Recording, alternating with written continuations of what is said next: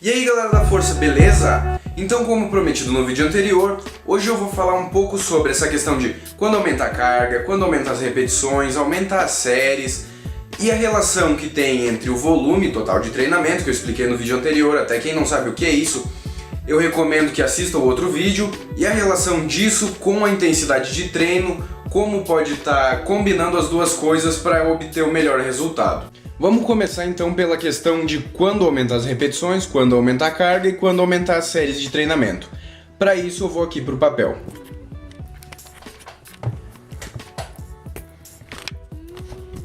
Como eu já expliquei em outro vídeo, mas vou recapitular aqui, basicamente na nossa evolução, principalmente falando em hipertrofia, temos aí basicamente três pilares: a sobrecarga progressiva, o estresse localizado e o dano mecânico muscular.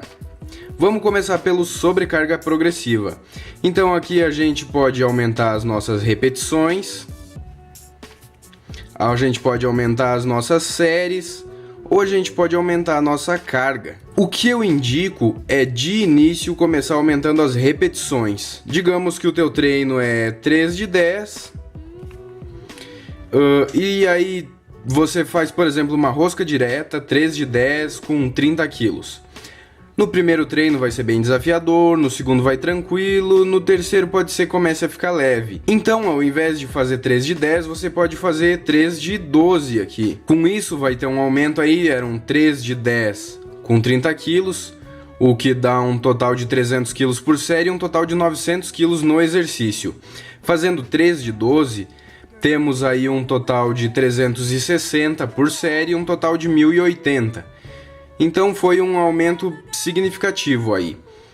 Aí os 3 de 12 logo vão ficar leve. Quando estiver chegando próximo a 3 de 15, isso já vai representar uma desconfiguração desse padrão de treinamento, porque vão ser 45 repetições com 30 quilos, são 1.350 quilos de volume total de treinamento. Tínhamos começado com 900. Então é uma diferença bem significativa aqui, uma evolução bem significativa, até é muito provável que tenha ocorrido já uma hipertrofia significativa. Então, chegando nesse ponto que já desconfigurou o treinamento, pode ser uma boa ideia aumentar as séries ou aumentar a carga. Eu vou ensinar agora de que forma se pode estar calculando isso.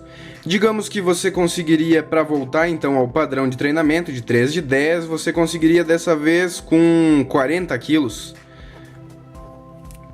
Então 3 de 10 com 40 quilos são 400 quilos por série, dá um total de 1.200.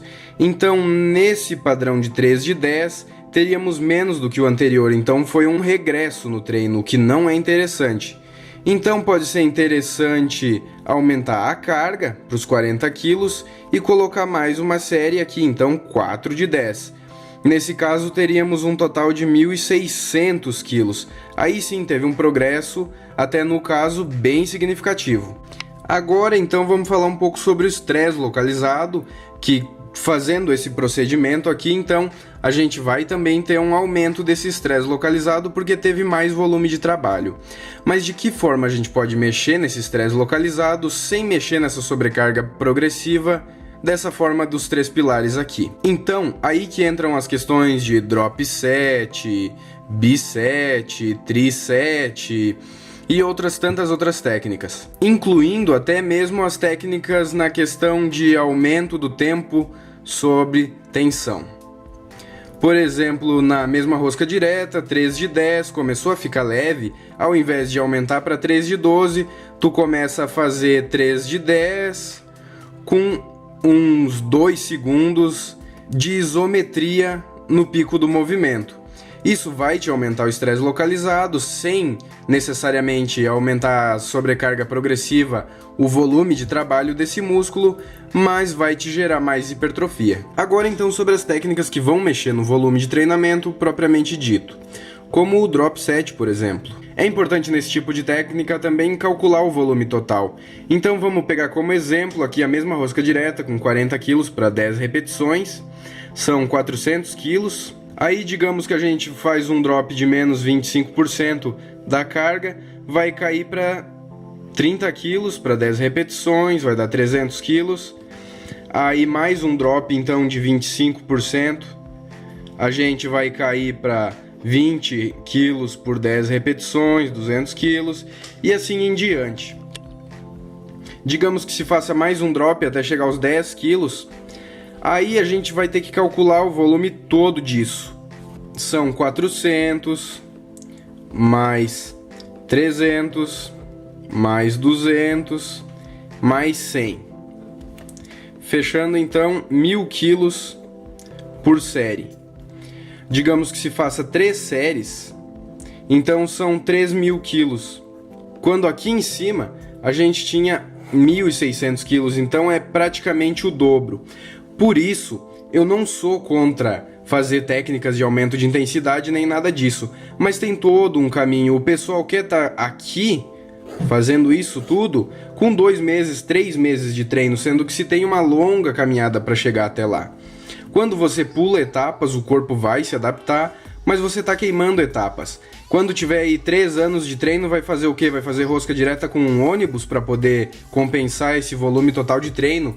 Por isso, então, tem todas as etapas, tem que obedecer como se fosse uma hierarquia. E agora, então, a última questão, que é o dano mecânico muscular, que acontece principalmente na fase excêntrica do movimento, e que isso vai ser aumentado principalmente pelo aumento de carga. E é basicamente o que permite que a gente tenha aí hipertrofia em um treino de força, por exemplo, mesmo com uma sobrecarga progressiva menor. Vamos comparar aqui então os 3 de 10 que a gente tinha lá na rosca direta, 3 de 10 com 30 quilos, que eram 900 quilos. Com então 20 cada lado vai ser 50 quilos, 3 de 5. 3 de 5 com 50 quilos, a gente tem 150 por série, 450. A gente tem exatamente a metade do volume total de treino, mas pode ser até que aqui a gente obtenha mais hipertrofia do que nos 3 de 10, exatamente pela questão do dano mecânico muscular. Então, juntando todas essas informações, fica uma confusão de o que fazer em cada momento.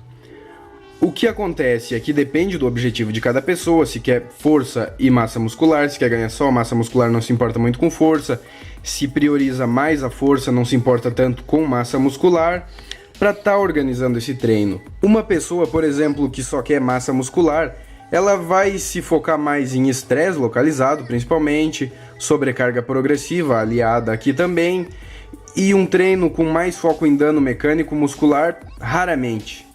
A pessoa que quer os dois, é muito importante estar frequentemente nos 3, tá sempre variando nessas 3 questões, sempre bombardeando o músculo com informação diferente. E a pessoa que quer mais força, então ela vai se focar principalmente mais aqui, treinos mais pesados, até pela questão neurológica, o aprimoramento do movimento e tudo mais. Agora então a questão da relação entre volume de treinamento e a intensidade, de que forma combinar isso para se ter o melhor resultado. Essa questão vai fazer bastante diferença, então, principalmente aí quando se está tratando em torno de 70% até mais ou menos 90% de um RM. Essa questão é bem fundamental, ela funciona de uma forma um pouco mais linear nessa faixa. O corpo humano, então, é uma máquina extremamente complexa, com a individualidade biológica das pessoas, tudo isso influencia.